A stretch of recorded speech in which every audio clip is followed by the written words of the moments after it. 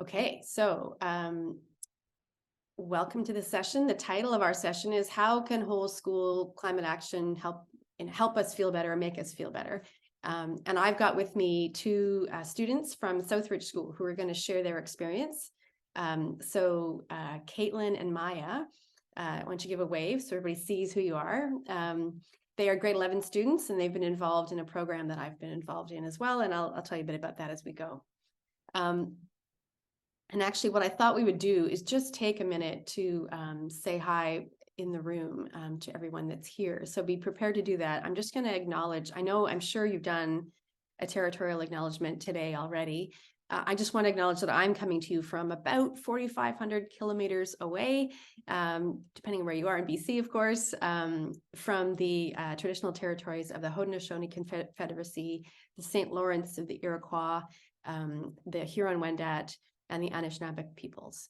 And that is about 110 kilometers from what we call Ottawa. Now I'm just south.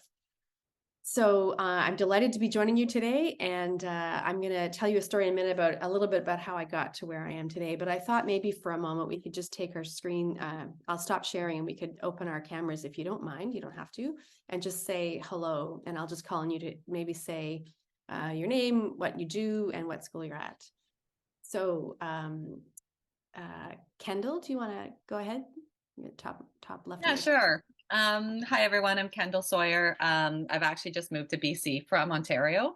And I was just reflecting that I have been in a session years ago, or maybe 2 years ago, with Michelle. And it's actually, I think the reason why I chose this today is because I'm still wondering how to implement this. So I'm really kind of coming at it with a different, curious viewpoint. So lovely to be here. Great, thanks. Devin, do you want to go next? Hi, everyone. I'm Devin. I teach grade 4 at West Point Grey Academy. And that's all I have to say today. But thank you for hosting a session. Great, thanks. Shira? Hi, good morning. My name is Shira, and I am a learning support teacher at King David High School, and I also run the Green Club there. So I'm just looking on how to, get the whole school involved and get everyone engaged in all this. Great, thanks. Gavin? Yeah, hi, I'm Gavin from Glenline Norfolk School. I'm the vice principal there, and just had a bit of a mission over the time that I've been vice principal to try and see if we can get everybody on board with some sort of better ways of taking care of our environment. Great, thanks. Russ? I'm Russ Klein, head of school at King David High School. I'm here to support Shira, and she's doing great work at our school, and we just want to keep moving. So thank you. Great. Jody? Hi, everyone. I'm Jody. I teach grade 2 at West Point Grey Academy. Just looking for new ways to incorporate, something new to do for Earth Month and get ideas for the classroom and the school. Great. Leona? Oh, hi there. My name's Leona West. I teach MIP Year 3, Individuals and Societies in Language and Literature, and I'm at Meadow Ridge School. We have a fabulous natural space just north of the campus, and our school is developing an initiative about how we can better use that and work climate change understanding into our syllabus. Wonderful. Dylan? Hello, my name is Dylan Reeves. I am the senior school Spanish teacher at Glenline Norfolk School in Victoria. And I've worked for a long time with our LEAP team, which is Leadership and Environment and Adventure. And also now just trying to get some more initiatives implemented across the school, working with Gavin, hopefully, from K to 12, so we can be consistent across all of our different campuses. Great. Catriona? Oh, you're muted there. Hi there, my name's Katrina, and I'm from Fraser Academy, and we've started a zero waste initiative a couple of years ago, and that's exciting, but it's always a work that has to be retraining the students and the staff. I'm coming from this, from my perspective, is how to challenge students with apathy and with climate anxiety, climate doom, it's all going badly and we can't do anything about it, so we might as well not try. So I'm looking for new ideas to challenge those ideas in our adolescence. Yeah. Great, thank you. Kelly.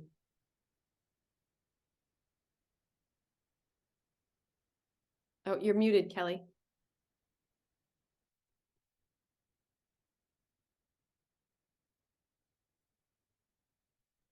It's been a while since I've been on Zoom and a phone, so thank you for the reminder. I'm Kelly from York House School. In the past, I've been able to see some really great school-wide and student-driven initiatives. So I'm kind of here to listen to some more and I guess gain some perspective from other people that are out there. Great. Casey. Oh, you can't, your microphone doesn't work. Do you want me, can I do it? If I ask you to unmute, does that work? There you go. No? I think his is in the chat. Oh, I'm sorry. Thank you. Excited to be here. Is that you? Right. Got it. Okay. All right. You can read all that. Excited to be here. I love the outdoors, physical activity, and the environment. It's super entwined.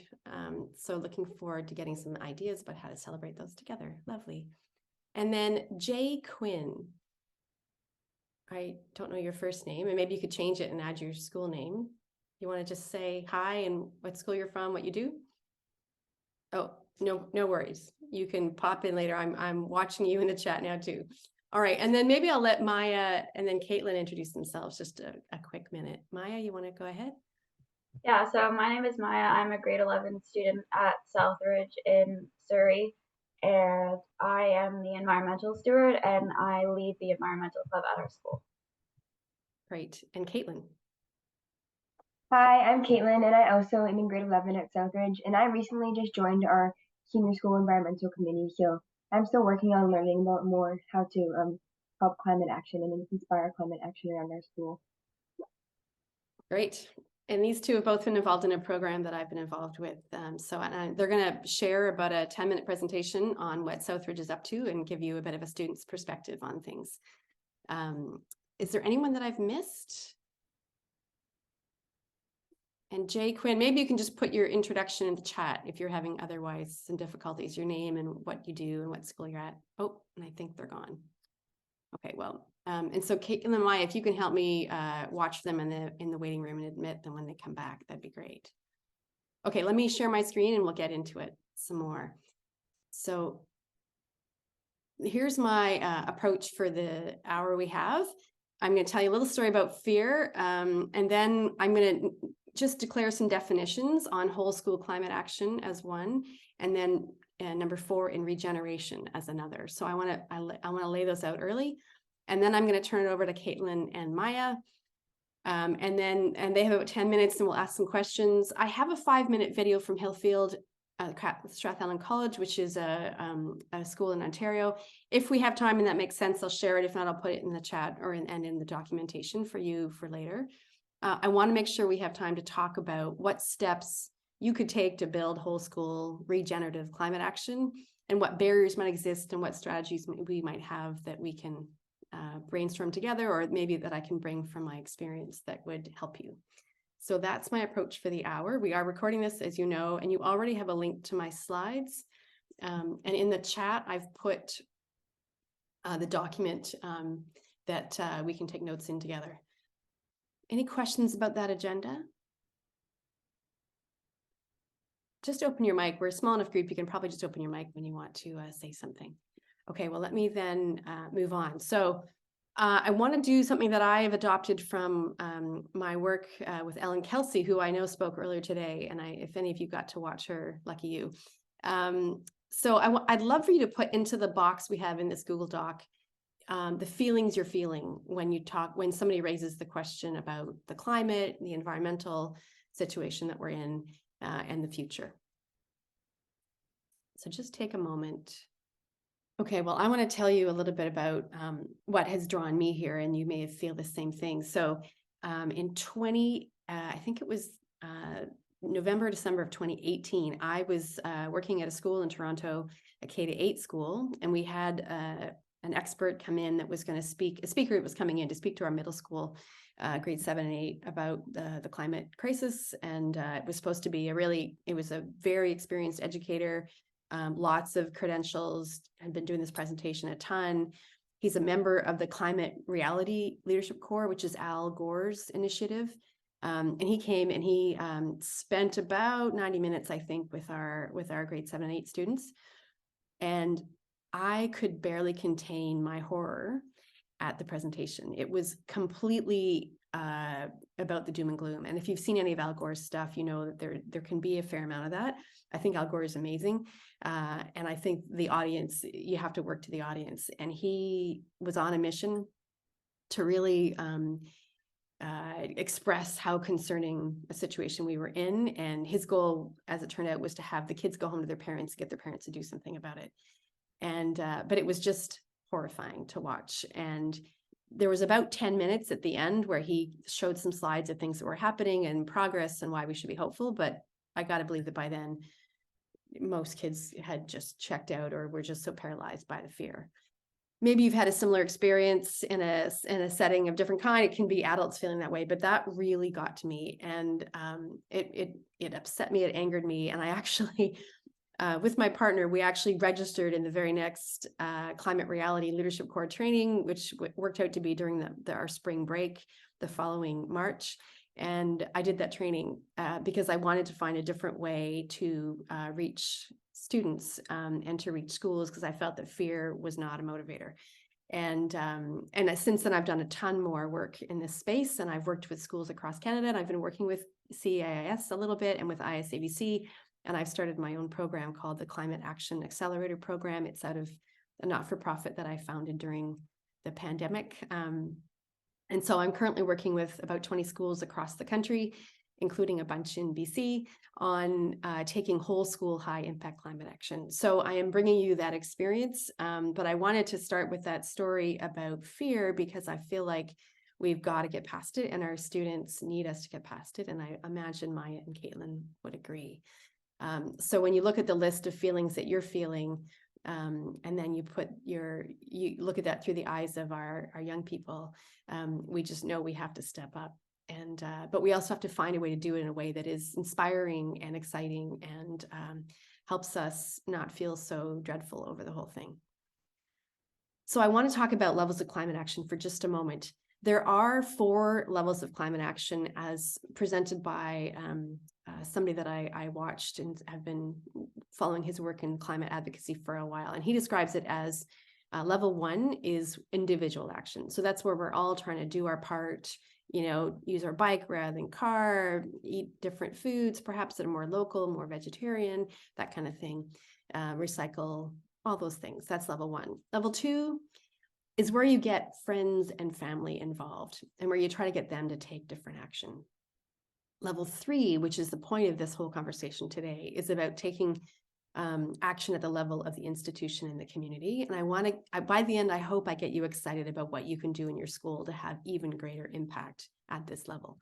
And level 4 is about the economy and policy. It's where you're writing to your MP or your MPP or your MLA, I think you guys call them, where you're, trying to take the big picture action, but you're still typically working as an individual.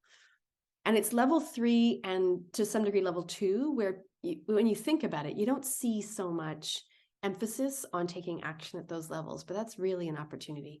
And so, of course, we're all in schools and we have that potential for impact. So I throw this up here. These are the list of schools currently working with me, and whether you are or not doesn't matter. I just want to show you that this is kind of fun to have a group to work with. And I know at ISABC, you kind of have that built in your association, which is brilliant. Your leadership are doing amazing work to have you all work together on days like this and days like next Friday. And so feel free to adopt this if you like, or use the hashtag building a movement. But the idea of getting people excited, getting people working together and building a movement too powerful to ignore is kind of this quest that we're on, that I'm on. So you can immediately consider yourself adopted into this quest, regardless of what role you're playing at your school. And our idea is that if we get schools to build and begin to implement strategic, audacious, hope-filled whole school climate action plans, where everyone is engaged as change makers, then that kind of gets contagious in a good way. And those ideas of urgency, but also hope and regeneration and solutions, it can spread into the homes and the businesses and the communities that are connected to your schools, and that will accelerate the transition we need to make. So I want you to think at that level, at least for the next hour. So we have a strategic framework for whole school climate action that we have developed, and I'm going to just give you an overview of this model to help you give you a way to think about this. And you can access this. This is open and free on our website to check out. So we start with this idea of a compelling vision. And the idea here is to think about the role your school could play in taking climate action, and let that be your North Star, the touch point, the way to galvanize and inspire your community. So setting lofty goals, thinking long-term and shorter term, and thinking about all the ways that you can really have an impact. And then we have kind of 3 categories of strategies that we think are useful. And there's 2 in each. So the first dimension is organizational culture, and the 2 strategies that we talk about, and you can read more about if you're interested. One is collaborating in cross-disciplinary teams. And so by that, we mean get operations, get buildings and grounds, get business office, get faculty of different, grades and levels, get senior admin, get student leaders, get them all in a room to plan together and work together. And that has worked really well in the schools and I believe that Maya and Caitlin will be touching on that. And then just think about communication and how you communicate. And I'll bring some examples of that later.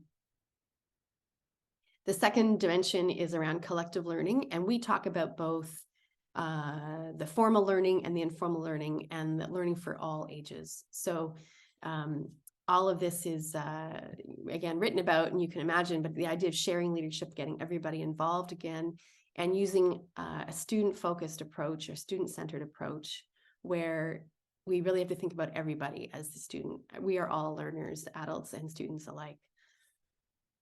And then the last 2 are in the realm of physical space. So the first is treating your school as a system, an ecosystem, creating a healthy synergetic system where everything is connected, and you recognize those connections and you work those into how you plan. And that really comes when you work as a cross-disciplinary team. And then design the space as a teacher. So if you're doing wonderful things, if you're getting solar panels, if you're working on if you put in LED lights, any of those experiences that your facilities teams might be just doing, are you incorporating those in the learning so that the students can benefit from understanding why those decisions are made, the fact that those decisions are being made, and what that can do to their learning experience, as well as what those decisions can mean for later in their as they face those kinds of things going forward. So that was like a super quick overview. Again, you're welcome to find it and read it. And I'm happy always to talk about it.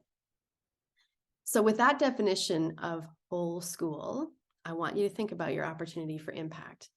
And I've done this before. So if you've been in a session with me before, you'll know this probably, but I like to think about kitchen table math in this regard and what your impact could be. And so if you just think for a second about how many kitchen tables are in your school community. So how many families, faculty and staff, other folks connected closely with your school? Throw a number in the chat. What do you think? 500, 800, 1,000, more for some of you? How many kitchen tables do you have access to? Because one of the things that there are studies that show that students are engaged, they take it home and they talk to their families and they engage their families. And that this can be part of this idea of engaging greater groups and of taking action.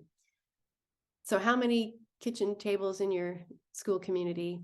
And then think about who are those people at the kitchen tables in your school community, and what impact they have in the world around them. Where do they go to work every day? What influence do they have in community and society? And so that, again, at least for this hour, I want you to think about the impact that you could have through activities and engaging folks at your school and working on climate action, and where that could trickle down and trickle through and trickle out, and what impact that could have. Any comments about that idea of impact in whole school, or any questions you have for me? pop open your mic if you do.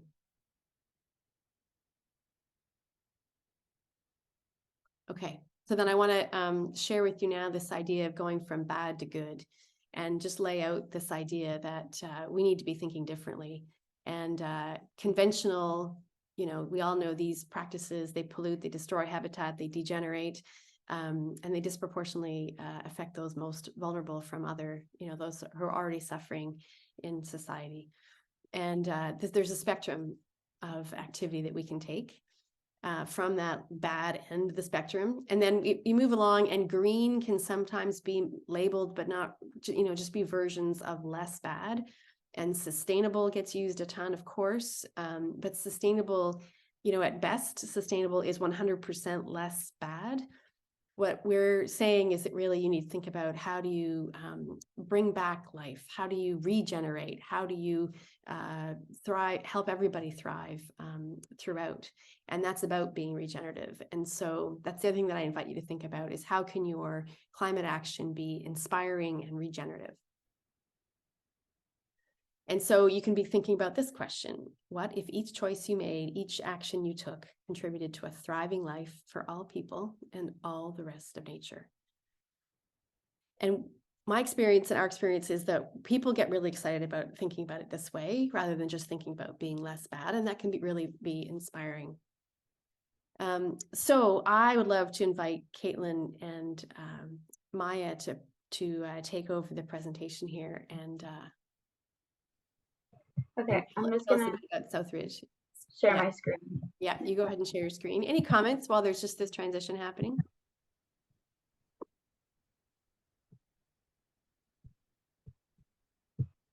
Okay, well, Maya and Caitlin, go for it. Can everybody see the slides? Okay. Can you hear me okay? Yeah? Yeah. Okay. So we just wanted to start by saying thank you to Michelle for having us. We're both very grateful and honored to have this opportunity to share our progress with environmental stewardship and climate action. Okay. Sorry. Okay, so over the past couple of years, our team of students, teachers, and staff have been motivated and eager to make progress with regards to our environmental stewardship in both the junior school and senior school, with the goal of becoming more actively involved in climate action and becoming more regenerative as a collective group. And our common goal was to work towards bettering the protection and preservation of the environment through improving waste management, reducing energy consumption, and involving the school and greater community in environmental initiatives. And so in hopes of achieving this goal, our school formed the Environmental Stewardship Committee, which is a dedicated group of 8 student leaders, 14 faculty and staff, and they're from a variety of sectors around the school. And there are adults from facilities, finance and administration, marketing and communications, the IT department, teachers and principals, as well as students from grades 7 to 12. And personally, I feel that having all these people on the committee from all different realms of the school has really allowed for the diversification of ideas and thoughts and opinions that are being presented at our meetings, which is crucial for ensuring that our approach to improving whole school environmental stewardship is viewed from a variety of lenses, because environmentalism can in some way be integrated into all aspects of our daily lives. And our committee's work is primarily guided by our Environmental Stewardship Action Plan for the year, which is CAP aligned, and it is organized into key initiatives pertaining to students, teaching and learning, the school environment, which encompasses waste management and carbon footprint, and finally, the community, which includes environmental stewardship beyond the school walls. So last year, our school became a part of Eco Schools Canada, and this program has allowed us to track our climate action and environmental efforts using the resources provided by Eco Schools. And so essentially, the program is both a framework and a toolkit that allows us to create an environmental action plan, track our progress, measure our climate impact, and be recognized for our hard work as part of a network of over 1,300 schools across Canada. And the program resources provide us with the tools and guidance we need to execute meaningful actions that are ultimately going to help create a cleaner, greener, and better future for our environment and planet. And after successfully completing initiatives, our school earns points that would accumulate towards certification while also making a collective and positive impact on the environment. So another new membership Southridge has developed is with the Climate Action Accelerator program. And this year during our CAP meetings, we have our environmental committee that has been collaborating with multiple different schools across the country to work together to catalyze impactful whole school climate action and use our newly acquired knowledge to further develop and progress our environmental stewardship and sustainability action plan. And I personally have found that collaborating with other schools to investigate solutions to common problems and working with other passionate students and teachers to reduce eco-anxiety and restore hope has been a really integral part of our progress made thus far. So for example, in one of our CAP meetings, we had numerous schools that were working together to identify barriers to agency in climate action, as well as enablers to agency. And then in a more recent reading, we brainstormed ways that we could address those barriers to allow everyone to continue their pursuit of creating a movement, like Michelle said, that is too powerful to ignore. And I want to highlight a specific initiative that our school's environmental club led last year, and how these memberships with eco schools and CAP, in addition to having a very supportive environmental committee, has developed and changed this initiative to have a greater magnitude and has also now engaged more people. So last year we had a committed group of about 17 students from the Senior School Environmental Club they had devoted their entire lunch hour to doing a street cleanup in our local community. But now with the Eco Schools program and with our CAP membership and mentorship, that has helped us recognize the value and importance of having engagement opportunities for climate action that extend to the whole school community. And so from that point onwards, we decided to strive to make some of our actions into regular practices at our school that involve the entire student body in order to have an even greater impact on our planet. And so at the beginning of this year, we implemented weekly community cleanups that rotate through each of our 32 homeroom groups, meaning that all of the students and teachers in the senior school are contributing towards improving environmental preservation and positive climate action. So I'm now going to pass it over to Caitlin, who is going to highlight and explore some of the most impactful environmental initiatives that her school has done this year and last year. Yeah. So a key week of action for both the environment but also our community was Earth Week last year. So last April, our school ran a number of initiatives for Earth Week. For every day of Earth Week, we held a different smaller initiatives such as meatless lunch and litterless lunch. On each of these days, we put out posts to our community shared platform known as Schoology to remind the school to bring a meatless or litterless lunch to school. By doing this, we also had the opportunity to share the importance of this initiative and how this small change will have a larger impact on the environment. So now I'm going to talk about one of my personal favorite initiatives from this Earth Week, which is also the main initiative. So this was called the Great Gulp. So the Great Gulp is also an Eco Schools action, but it is an initiative to raise awareness about plastic waste in the ocean and water pollution.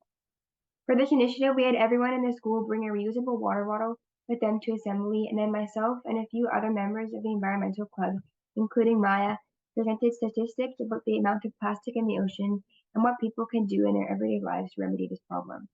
I think the most special part of Earth Week for me and this initiative in particular was seeing the whole school come together to support such an important problem. During the Great Gulp, it was awesome to see the whole senior school take a synchronized sip together. I think they sent a very powerful message of the impact of dedication, voice, and community on real-world problems. It was amazing to see our voices resonate with so many people and inspire them to take this action to raise awareness about water pollution. Currently, the Southridge Environmental Committee is working towards collaborating more with the junior school in the hopes of getting a number of different perspectives in environmental activism and possibly different perspectives in different generations within the Southridge community. The Great Gulp was a great example of the start of this collaboration. For the junior school, the environmental club members involved in this initiative recorded fun videos of ourselves in nature taking a sip of water, and then sent these videos to the junior school to spread the message about the need to remedy water pollution. The goal with collaborating with the junior school is to not only get different perspectives on climate action, but to also inspire climate action at a young age, in the hopes of building a generation of climate activists. This year, we also plan to continue the same initiatives during Earth Week, and we're hopefully going to be starting up a few larger ones involving both the schools. So next, I want to talk a little bit more about the Environmental Club and some of the key initiatives that we've been running this year. So to start off, the Southridge School actually has both a junior school green team and a senior school environmental club. So both schools work in their respective schools to fulfill Southridge's environmental goals within their school. And although I'm not a part of the junior school green team, I've heard and seen many of their videos to raise awareness, and it looks like they are rapidly gaining more interest from grades like kindergarten to grade 3 in the junior school, which is awesome. I am, however, involved in the senior school environmental club, and I am happy to say that the senior school club has a number of dedicated students working hard to achieve Eco Schools actions and inspire climate action. Our club often does community cleanups at lunch, like Maya mentioned, and we are currently working on hosting the Bonder Challenge in collaboration with the Service Club. This challenge will feature exceptional photography of nature, highlighting the beautiful world we live in, and what we still have to protect. Additionally, our environmental club is running a year-long battery drive to properly recycle battery waste. Money collected from this recycling depot goes directly to the Fraser River Keep Society, a society focused on the protection of the Fraser River and other freshwater bodies. Furthermore, the number of initiatives the environmental club takes on allows many students to take leadership roles in ways they might not have had possible before. And it also allows them to learn more about protecting the environment. And we already have a number of different student leaders taking leadership roles in various Eco Schools activities, which is helping to increase our student environmental leaders population at the school. So lastly, I'd like to highlight a bit of our online presence at Southridge. So with the fast-growing technological world, our school has been taking a larger focus on raising awareness on online platforms. Sometimes we find it hard to reach all of the Southridge community through presentations such as assemblies, particularly the parents. So we've started to include environmental tips created by the environmental club members on our TV here on the school, in the Southridge Wednesday, which is our school newsletter, and on our social media pages. Our social media director, Parveen Ludo, even sometimes hosts fun little quizzes on our social media Instagram to kind of get everybody thinking about climate action and to learn a little more about how we can help our environment. An example of a tip created by Maya was to unplug your devices when they are finished charging. Through broadcasting these tips online, we hope to be able to reach a broader audience and raise awareness about climate action. Additionally, we are able to let parents and community members know about our progress as a school and upcoming initiatives this year. So lastly, I just want to say thank you again, Michelle and everybody else for inviting us to be a part of this meeting. Both Maya and I have a strong passion for the environment and understand that, like with anything in life, there's always room for improvement. So we as environmental leaders are still working to revise our environmental plan and implement more initiatives at Southridge. But we hope that you were able to get a general sense of the environmental program here at Southridge and can possibly take away a few of our main goals outlined in this presentation and implement them into your own schools in whatever way possible. Thank you. Well, thank you so much, both of you. I really appreciate all the time you took on your PD day to be with us and to prepare that wonderful presentation. Questions that anyone has or comments for Caitlin and Maya? I had a question. Yeah, go ahead, Devin. You mentioned litterless lunches at your school. Did you say that you do that once per week throughout the school year, or? Yeah, so during Earth Week, we kind of started it. We had like a different initiative every week, and one of those days, I think it was Wednesday, was a litterless lunch. So we just encourage everyone to bring reusable containers to school and to try to minimize their garbage waste. And I think we'll probably be implementing that again this year in Earth Week, and hopefully maybe encouraging it to happen like all school year too. But we're still trying to work on that aspect. I was wondering, I think you mentioned collaboration with other schools. What does that look like? Because we have like our partnership with like our membership with CAP.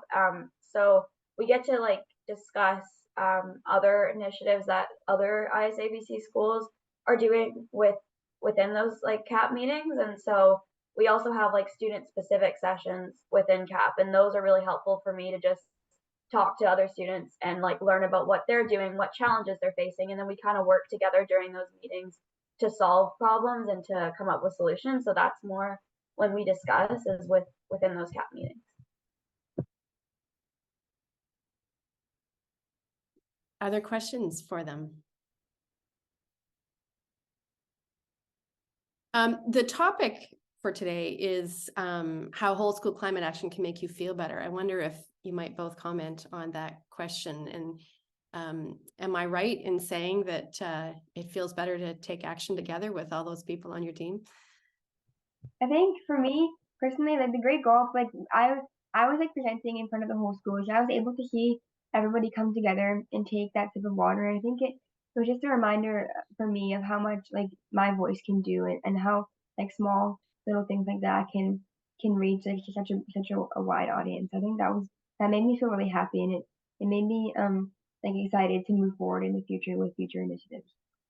Yeah, and this year especially, and last year, this whole movement kind of took off at our school, and it's really nice to see that we don't just have one committee. It's like one core committee, but then we've got, you know, the junior school green team, we've got the environmental club, we've got other committees that are also looking at stuff through an environmental lens. And so it's nice to see that it's like spread throughout all aspects of the school. Now we've got new leaders that are interested in taking action as well, and also younger leaders in the junior school, which is great to see, and that always makes me feel happy and supported as well.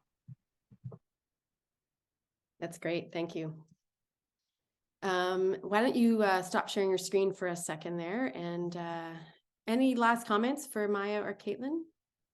So, and you please stay to the end, you two. I hope you will, but if you have to go, you can go, but really appreciate it again. So let me share my screen again. Of course, now suddenly there it is. One sec. So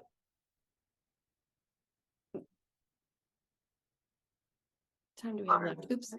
Sorry, I'm just going to share this this 5-minute video from Hillfield to give you a different perspective with some different ideas from another school, because I know that's something that we promised that we would do. And I just want to make sure that I'm optimizing the screen share for video. There it is. Okay. So this first student here that's about to introduce this is Ali Panju, and he's the environmental prefect at Hillfield Strathallan. But you're going to get a smattering of a whole bunch of different people talking in this video. Ali Panju, and I'm the environmental prefect for the 2022-2023 school year. In this video, you will see what the faculty at HSC is working on and what we're doing right now to create a better environment. Hi, I'm Jonas. I'm the lead grounds person here at Hillfield Strathallan College, and we've reduced our greenhouse gases from a grounds point of view through electrifying and getting battery-powered equipment for our grounds crew. We basically converted anything we could from gas-powered or mixed gas-powered to battery-powered. Hi, my name's Tony. I'm an electrician at Hillfield Strathallan College, and just want to show you the car charger for the public to use. We've just dug a trench out here to get to it. It'll be a pay-as-you-go for anybody that wants to use it.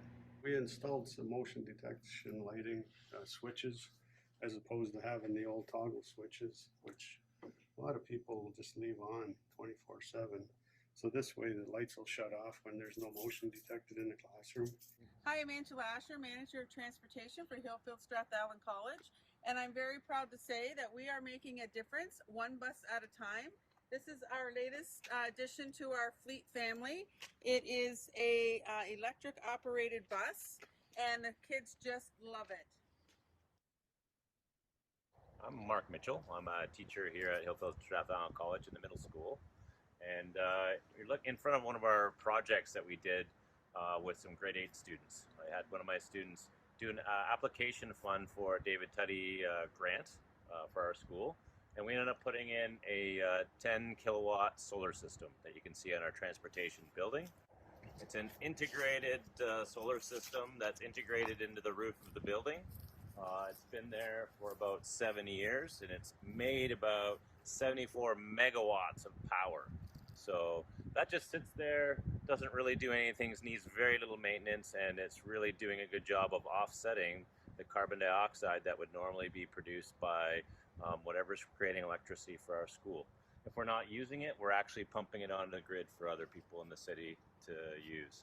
And that over there is the untapped potential of our school, where we could put 1,000 or more solar panels up onto the roof of the school, already designed for solar panel use. We can put about 500 kilowatts worth of power in there. So enough to probably offset about half of our power use. We've also had a special project with increasing the tree inventory on campus. We've kind of developed a native trees arboretum in one part of the campus so that the students can go out there, learn about the trees that are native to our area, and we're also rooting out any invasives or aggressive plants, non-natives that we have, so that we can support biodiversity. Hi, my name is Terry Moffat. I work at Hillfield Strathyler, and we are trying to go into a greener environment. We have compost bins now for all our food waste, which is saving our world. We have fine paper. Instead of throwing as much paper out, we are recycling it.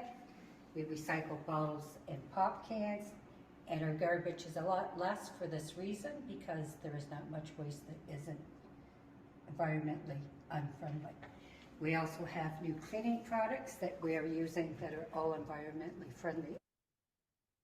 All right, so tell me about your project. So I'm doing a plastic pollution project where I research about how much plastic is going into fish and different birds, because they are dying because of many plastics. So tell me about your project. So I'm doing a greenhouse. I'm going to be growing like food on all year round so that we can like use it in our lunch. All right, so tell me a little bit about your project. What are you trying to do? I'm trying to like collect mountain mint and like plant it all over campus. What's your goal at the end of this? Plant as much as we can and like spread it.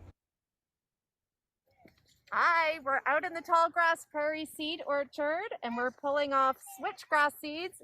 And I must say, it is so satisfying to see these little seeds. First time pulling seeds of any plant. Nice. Very fun. Good. Thank Oh, you. there we go. The secret to a successful climate action acceleration program is to engage in a whole school approach where everyone from the youngest students to faculty, staff, and administrators, they're all involved, and hope and possibility emerge when the actions of a few ripple and impact the rest of the community.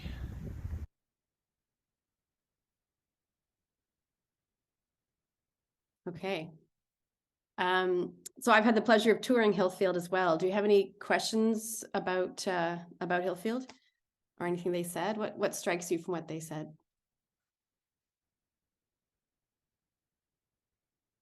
I think my favorite might be just the idea, the Jonas Hall, the one of the groundskeepers. He's just so keen.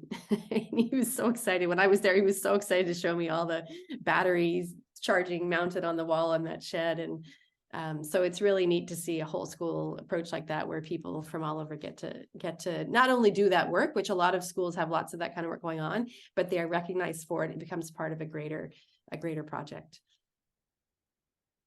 I think that is what kind of speaks to me is the reminder that we have resources at our school that extend outside the classroom, who are expertise in many things that climate change is impacted by. So we, leaning into the resources we have in our buildings is important to remember.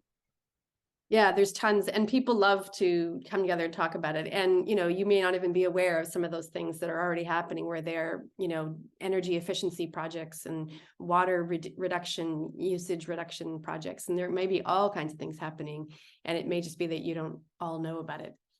I think for me, I really appreciated how they had the biodiversity initiative. I think a lot of the times schools focus on conserving energy or like reducing waste, and I think a lot of the times we forget to actually learn about our beautiful environment and learn about like what we have to protect and like why we need to protect it. I think having that and having the students be able to learn about that and explore the biodiversity of their community is something I found special.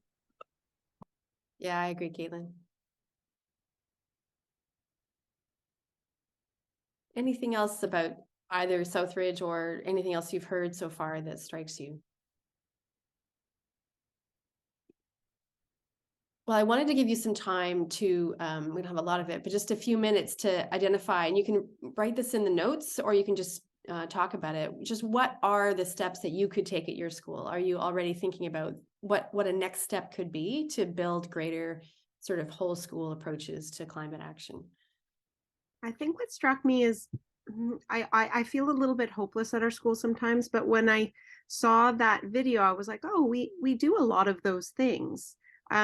And we have made steps towards more sustainability. So that was kind of hopeful for me. And then I thought, well, maybe we just need to pull the like-minded people together to work together to get more people on board. Maybe we just need a committee. Yeah, honestly, that's one of the key opportunities really, is to get a group of like-minded people in the room from in maybe places in ways that they don't normally connect, and get them thinking creatively. There was a lot of people from different facets of the school in that video too, and girls, you talked about that as well, is that you've got not only students but staff, but also then people from like our maintenance department and people from our cafeteria and maybe our cleaning staff. And so getting all the like-minded people together, maybe being more open to it being a bigger group. Thank you for the inspiration. You're welcome. I have a question. I wonder if you can talk a little bit about the environmental stewardship action plan that was spoken about at Southridge. I think Southridge. Yeah, so we basically have divided it into key initiatives, and I think that basically like it's a way for us to kind of like split up the work, like I said, into the different sectors that we have at the school. And we've been working on it for like the past couple of years, and we kind of like revise it at the end of each year, but like it's more like the teachers are involved in that, but we have like a part for eco schools, and we've got a part for facilities, we've got a part for like community outreach and engaging with parents and like members of our Southridge community beyond just the school walls. So it's just like a way to kind of assign tasks and make sure that we're on track to achieving our goals of having a more environmentally sustainable school in the next couple of years. Thank you. And I'm also wondering about just the accountability. If you have your goals, I'm just wondering about administration and teachers all the way down, and how you make people, or how you try and make people more accountable if you've set your goals, and how you're going to meet those goals. Yeah, so we've kind of like, we're also taking like the CAP goals that Michelle has set for us as well, which is building the movement that's too powerful to ignore. Like I've talked about that at assemblies, I've talked about that to our environmental club. And so when people are aware of it, I think that's the most important piece, is making them aware. And we have it like outlined on our environmental stewardship action plan. And like our school head, Mr. Jones, who's like the leader of the environmental committee, he just kind of reminds us of what our goals are. And it's not really something that we have defined and set in stone. It's more of just a general plan to improve engagement and improve environmental stewardship and action and climate action. So it's not necessarily a specific thing, but it's a mindset that we all have, and we're all like-minded individuals. And I think it kind of just naturally comes for us. I don't know if that's answering your question, but. Well, and I can maybe add to that, Maya, because I'm also working with Southridge. They're one of the schools in this program, and they are using their mentoring hours for me to work with their board and their head of school on KPIs. And I've had a couple of sessions with their board to talk about it. So they're going to start having environmental key performance indicators reported up to their board. So it is right through the organization, which I would say is definitely a way to keep it top of mind and ensure that accountability. Dylan, did you have a question? Yes, I did. I was about to type it, but I'd prefer to just ask and maybe somebody else could pipe in about it. We've been working on our plan for 15, 16 years, and we keep coming up against roadblocks. And I've been really reflecting on how maybe in the future we can resolve the situation. Lots of starting and stopping and different. Yes, transformation, the transformation step. Sorry. All right, go ahead. Okay. Issues, but what I'm wondering is if there's any school that's represented in this session that has actually a designated paid individual who is a teacher, a part of an FTE, or an individual that is in charge of working with their school K to 12, whether it's 20% of their teaching load, etc. Because what I find is there's a lot of people who really are keen, but obviously we all work in really busy schools, and what happens is it ends up being something that's just off the side of one or two people's desks, and those best intentions often start to lag, especially by the end of the year. So that's what I'm wondering, because I think it would be really useful if schools were to make that change and actually have someone who is paid so they can actually have that time cut out of their schedule. So does Dylan, anybody? may I jump in? Sorry. Yeah. I'm at Meadow Ridge School, as I said earlier, in Maple Ridge. We have something called the North Forest, and it's a strip of forest and green space just north of the campus, attached to the campus. Just this year, a position was created called the Director of Risk Management and Sustainability. So it is a full-time administrative position because we just went through our IB and CASE accreditation. And one of the things that we decided as a faculty and as a campus is climate change and our approach to it. We also have a half-time EOE3 individual who dips in and out of our classes as she's trying to weave in all sorts of activities outside. And we're also trying to weave in sort of an Indigenous approach to the environment as well. So we're right at the beginning, but it's something that our head of school and faculty believe strongly in, I think collectively. Yeah. Yeah, I think you'll find that the schools that are maybe able to take a little bit greater action and go more quickly do have FTEs, partial FTEs. There's a school that has assistant head of sustainability in Ontario. There's a couple of schools I'm thinking of that have a director, one on operations side, one on the student side, so that they're working together, and they're called directors of sustainability and regeneration.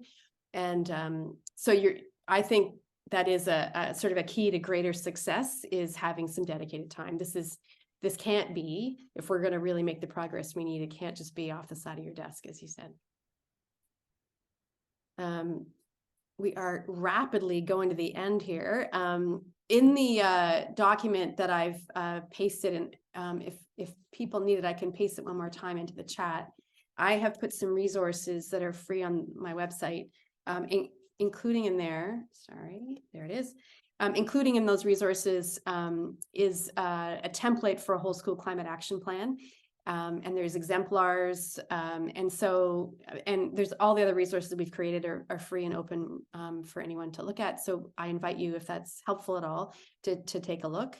And then I just had a couple of wrap-up comments. I'm happy to stay past the time, but I want to just give you a summary. And then, and as I said, also, no, that's not working, is it now? I'm happy to take questions after, and happy to share any more resources that I can think of. But I've lost my last slide. Essentially what I was going to say was that I really think you will feel better if you can find other like-minded folks and just take action. So looking at that list of very difficult feelings you identified at the beginning, just know that those can start to feel a little differently when you start to make progress and feel impact. And I would say that one of the things I was going to say was definitely try to find a way to embed this in your school. And by that, I do include creating a job for it. Maybe not a full-time job right away, but create the space for it. And then create aspirational goals. They're so much more fun than just going for a little less bad. So with that, we're just at 6 minutes past the hour, so I'm sorry we took you an extra minute. I want to thank Maya and Caitlin again for being part of this. Really, really appreciate your time and contribution to this. And I'm happy to stay on and answer any other questions. And I hope you enjoy, maybe there's just one more session today, but I hope you enjoy it. Thanks so much, Michelle, Maya, and Caitlin. Appreciate it. Pleasure.